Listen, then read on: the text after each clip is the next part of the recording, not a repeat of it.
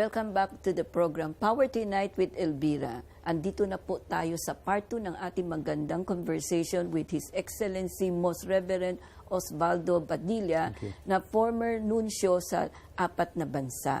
At alam niyo po, ang pinakahuli ay walang iba kundi Korea. Last week, marami kaming pinag-usapan kung bakit po naging pari siya and he believes it's really the divine providence, is really the will. But at the same time, nakita po natin, very determined kasi siya, no? So, lahat na nangyayari, sometimes, is beyond his control. But bakit po? Kung papanurin natin ang susunod namin maganda usapan, then you will realize why the Holy Spirit chose him, what is his mission. Siya po ang pag-uusapan namin sa pagbabalik po ng Power to Unite with Elvira.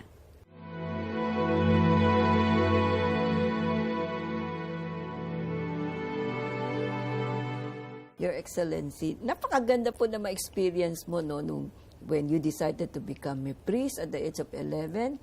Tapos nakita mo how the Holy Spirit, how the divine providence really willed you to something beyond your control. No? Tapos nakita natin na yung training na hindi mo in-expect, yun ang binigay sa'yo. Now you understand why you are being asked to be a nuncio. No? Na although very challenging, kasi ang first assignment mo was really Sri Lanka, na alam po natin, was really nasa limelight parati because of civil war, di ba? And then, sabi mo, 10% lang ang Catholic because mostly are Buddhist. Nung naging nuncio ka dito, second time, and then especially with the visit of his Pope John II, no? Siya yun, John Paul II. Saint John Paul II. Yeah, that's late Saint Paul John II. No, nung siya doon, kasi he is known to be an actor. He is known to be a person with a very good sense of humor. You know, so during his visit, kasi alam natin, the situation is very dangerous. Andun ba yung kaba mo? Is there any anecdote while you are with him or during the preparation that you had encountered? Kasi it's not very easy at that time. Eh. Malaking challenge po ito sa inyo as a nuncio, di ba? Yes. When I received the telegram from Panama, I was not supposed to go to Sri Lanka. Yes. But since I was already assigned in Sri Lanka, I was supposed to know some of the Buddhist leaders. Okay. And so maybe we can resolve the problem.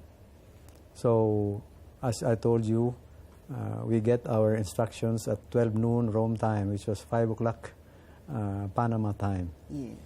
And I woke up, went to the chapel, and then sent my cable and said, yes, I'm going to Sri Lanka.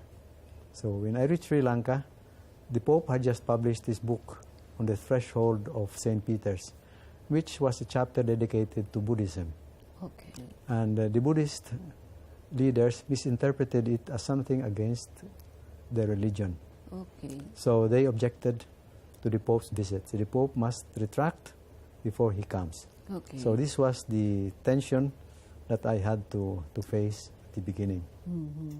I remember one afternoon, I got a call from the Secretary of State saying, in 5 minutes, we are going to the Pope. Okay. Your last opinion. Can the Pope come to Sri Lanka or not? I was surprised. And I just said, well, let him come. He will come. I put the telephone down and I picked it up again. So my point was, why did I say yes when there are many problems for this visit? Oo nga.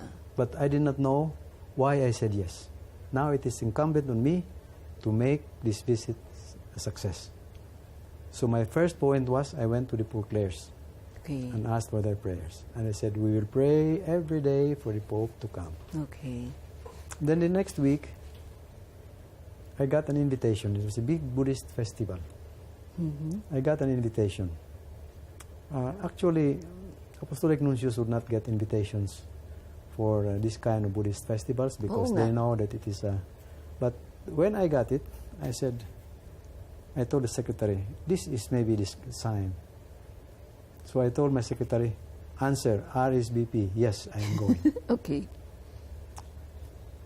Then later on, they were surprised why I said yes. I was not supposed to be there. I said, look, I got your invitation. I am saying yes, I am going. You showed them the invitation. No, I said, we have the invitation. Okay. And I'm not sending this back because the invitation was from you. Yeah.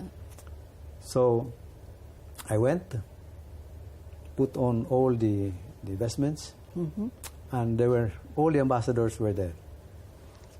And when I arrived, I had no place. They were surprised why I had no place. Okay.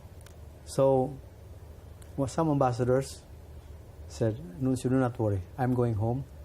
You take my place. Okay. I said, no. I need a place because I have this invitation. Yes. So they were afraid to be embarrassed before the ambassador to send me away. So they said, you go up to the chief monk, Okay. above the ambassadors. Okay. So for 2 hours, I stay there without saying anything, just talking, just watching the elephants go and pass. And after 2 hours, when the what we call the parade was finished, the Buddhist monk said, the Pope can come. Imagine. And I said, and I had 40 fever going there. And so this was a point. I didn't know how I got that invitation.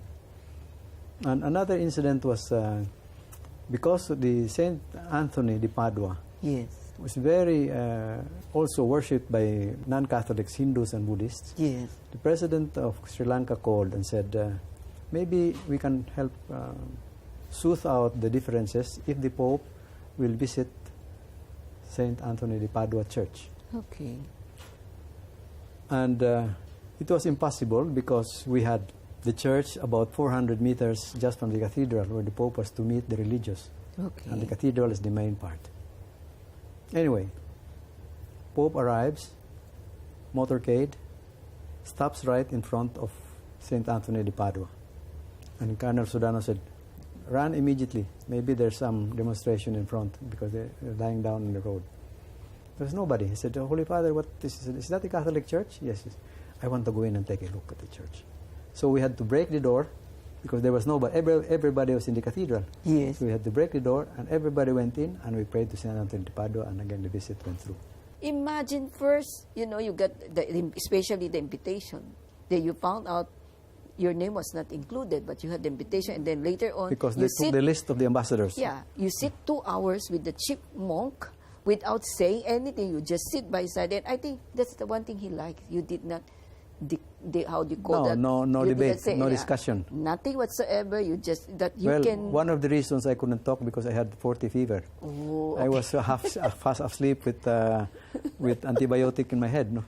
But again, I should not have gone because even the doctor said, don't go because you have this. I said, I have to go because I think it's the only point where I can see them eye to eye and talk to them eye to eye. And luckily, after the incident, the fever also left.